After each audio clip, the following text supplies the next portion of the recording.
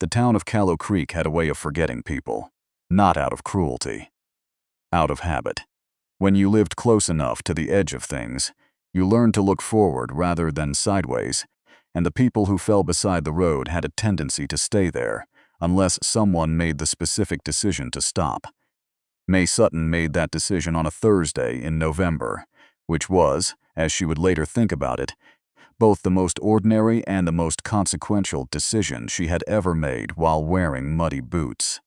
She had been coming back from the river, with 2 empty water pails when she found him. He was face down in the ditch beside the old Miller Road, one boot half off.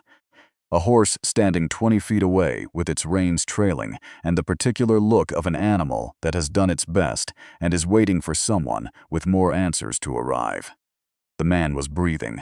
She could see that from the rise and fall of his coat. But he was not moving, and the temperature was dropping the way it did in November in that part of Wyoming, fast and without apology. She set her pails down. She did not scream. She did not run back to town. She knelt beside him, turned him carefully, and looked at his face. He was somewhere in his 40s, she guessed. Hard to tell exactly, because some men wear their years in their faces, and some wear them in their eyes, and this one wore them in both. There was a cut above his left brow that had bled considerably and dried. His jaw was set even in unconsciousness, the way a man's jaw gets when he has spent a long time not showing pain to anyone. His coat was expensive. She noticed that, then set the noticing aside, because it did not seem relevant to the problem of getting him off the frozen ground before dark. She got him up. It took longer than it should have, and she pulled something in her left shoulder that she would feel for 3 days. But she got him up and onto the horse, and she walked them both the half-mile back to her house at the edge of the creek. May Sutton lived alone. This was a fact that Callow Creek had many opinions about, most of them unsolicited. She was 34. She had been married once, briefly, to a man who turned out to be several other things besides a husband. And when that arrangement concluded, she had taken the house and the garden and the 2 goats and had decided that solitude, properly managed, was not something to apologize for. She had a room with a spare cot that she used for storage. She cleared it in 20 minutes. The man did not wake that evening. She cleaned the cut above his brow with the careful efficiency of someone who had patched herself up enough times to know what she was doing, and she got the wet coat and boots off him and covered him with the heavier of her 2 quilts and built the fire up until the room was warm enough. His saddlebag was still on the horse. She brought it in and set it unopened by the door. She did not look through it. This was a decision she made deliberately, because the kind of person who went through a man's belongings while he was unconscious was not the kind of person she intended to be, regardless of what those belongings might have told her. She would learn what she needed to learn when he was awake and capable of telling her himself. She sat up until midnight in the chair by the fireplace, with a book she did not read. Then she went to sleep. He woke the next morning while she was making coffee. She heard the specific sound of a person realizing they are not where they expected to be. A held breath, small movement, the quality of silence that follows when someone is trying to understand their situation before announcing themselves. She poured a second cup and carried it to the doorway. He was sitting up. He had the quilt around his shoulders, and he was looking at the room with the careful, systematic attention of a man assessing threat before anything else. When his eyes reached her, they stopped. "You're not dead," she said. "Coffee's hot." He looked at the cup, then at her, then at the cup again. "How?" he said. His voice was rough from disuse, or from whatever had put him in that ditch. "Miller Road. Face down. Your horse had better judgment than you." She set the cup on the small table beside the cot and stepped back to the doorway. Not from nervousness, just because it seemed like the appropriate amount of space to give a man who had woken up in a stranger's house. "You hit your head. The cut wasn't deep, but it bled well. You'll have a headache today." He reached up and touched the cloth she had tied above his brow. His hand was steady. She noted that. "I'm May Sutton," she said. "This is my house. You're welcome to stay until you're fit to ride." He looked at her with an expression she couldn't immediately name. Not suspicion exactly. more like a man recalibrating something he thought he understood. "Callum," he said after a moment. "Just the one name." She nodded and went back to the kitchen. She did not ask for the second one. He could offer it when he was ready. He stayed 3 days. The first day he slept most of it. She brought food when he was awake and left him to the quiet when he wasn't, which seemed to be what he needed more than anything else.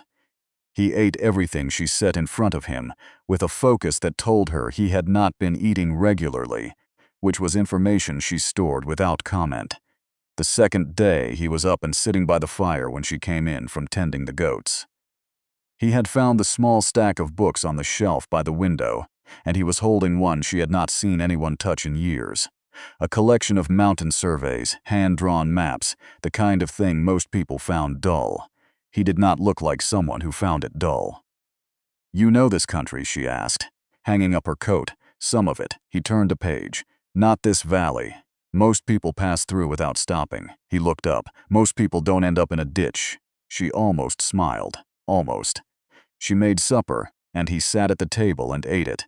And they talked the way two people talk when they are being careful about how much they offer, but are finding, despite themselves, that the conversation keeps going longer than intended. He asked about the goats. She asked about the horse. He said the horse was named Grace, which she thought was either very sentimental or very practical, depending on the man. And she was not yet sure which kind he was. He did not talk about himself directly, but she was a woman who had spent years learning to listen to what was underneath what people said, and what was underneath Callum was something tired. Not weak, not broken. Just the specific exhaustion of someone who had been carrying something heavy for so long they had stopped noticing the weight until it put them in a ditch on a November road. She recognized it. She had worn it herself once. She did not say any of this. The third morning he came to the kitchen doorway while she was mixing biscuit dough and said he would be fit to ride by afternoon if she would tell him what she needed for the trouble. She looked up. "I don't run an inn," she said. "No," he agreed, "you don't." She went back to the dough. "There's a fence post on the north side that's been leaning since August. If you want to be useful for 2 hours, do that." He did it in 1. He saddled Grace after the noon meal and stood in the yard with his hat in his hands and looked at the house and then at her with the expression she had been quietly trying to name for 3 days. "I haven't thanked you properly," he said. "You fixed the fence, May." Something in the way he said her name made her go still. Not in a frightening way, in the way you go still when something quiet and unexpected makes itself known. "I'll come back through," he said, "if that's all right." She looked at him, at the careful steadiness of him, at the way he held his hat like a man who was aware he was asking something and wanted her to understand he knew the weight of it. "The road's the same either direction," she said, which was not a yes.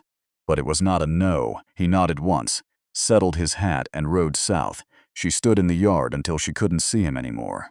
Then she went back inside and washed the cups and did not think about it, or told herself she wasn't thinking about it, which is a different thing. He came back 6 weeks later. She heard the horse on the road before she saw him, and felt something shift in her chest that she did not examine right away, because the biscuits were going to burn, and some feelings do not require immediate investigation to be real. He dismounted at the gate. He had a paper-wrapped parcel under his arm that turned out to be 2 new fence posts, which made her press her lips together against something that was not quite a laugh. "The north side?" she said. "And the east." She led him through the gate. That evening they sat on the porch in the cold with coffee, and he told her the second part of his name. He told her other things besides. About the land holdings up in Sheridan County that bore his family name on a brass plate outside a building she had walked past twice in her life without knowing it. About what it meant to be the kind of man that a town like Sheridan looked at one way and a ditch on the Miller Road did not look at any way at all. About what he had been riding away from and why, and what 3 days in a stranger's house with hot coffee and no questions had done to something inside him that had been wound very tight for a very long time. She listened to all of it. When he finished, the stars were out. She could see her breath in the cold air. "You could have told me," she said, not accusing, Just noting. You didn't ask. No, she said. I didn't. She looked at the dark line of the ridge to the west. It wouldn't have changed anything, she said. The ditch was the ditch. A man in it is a man in it. He was quiet for a long moment. I know, he said. That's why I came back. The town of Callow Creek, when it eventually learned the full shape of things, had many opinions. Most of them were delivered to May in the dry goods store, or after church services by women with careful voices, and the particular kindness that is mostly curiosity in a clean dress. May Sutton listened to all of them, with the patience of a woman who had made her own decisions for long enough that other people's opinions of those decisions had stopped arriving with any real force. She had fixed what needed fixing. She had kept what needed keeping. The rest had arranged itself the way things do when you stop trying to manage them and simply show up to each day with your hands open and your boots on. The following spring, a man named Callum Voss rebuilt the east fence entirely, added a proper gate, and spent 3 weeks cutting wood for winter that was still 8 months away. He did it without being asked, in the particular way of a man who is not performing helpfulness, but has simply run out of reasons to be anywhere else. May watched him from the east window one morning, working steadily in the early light, and thought about the Thursday in November when she had set down 2 empty pails and made a decision. She had not known what she was stopping for. She had only known that a person was in the road and it was cold. Sometimes that is enough. Sometimes that is everything. If slow stories that earn what they mean are what you're looking for, there are more of them waiting. And before you go, this story traveled from a Wyoming road to wherever you are right now. Drop where you're watching from in the comments. And if there's a kind of story you've been hoping someone would tell, say that too.